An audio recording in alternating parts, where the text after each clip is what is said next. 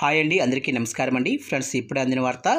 గ్రామ వార్డు సచివాలయం ఉద్యోగులకు ప్రభుత్వం కీలక ఆదేశాలు అంటూ గ్రామ వార్డు సచివాలయం ఉద్యోగులకు సంబంధించి మరొక ఇంపార్టెంట్ అప్డేట్ అయితే రావడం జరిగిందండి. అయితే ఇందుకు సంబంధించిన పూర్తి వివరాలు అయితే మన వీడియోలో తెలుసుకుందామండి. వీడియో మాత్రం ఎక్కడా స్కిప్ చేయకుండా చూడండి ఫ్రెండ్స్.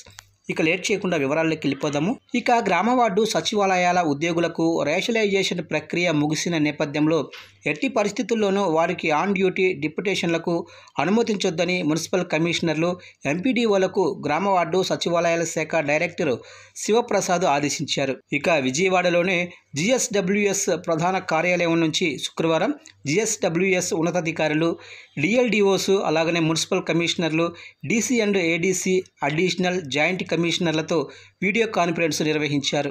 ఈ సందర్భంగా ఆయన మాట్లాడుతూ, బదిలీలు అయిన ఉద్యోగులందరూ తక్షణమే రిలీవ్ కావటం, నూతన ప్రదేశంలో జాయిన్ అయినట్లు ఈ నెల 20లోగా హెచ్ఎంఎస్ పోర్టల్లో ఉద్యోగుల వివరాలు అప్లోడ్ చేయాలన్నారు.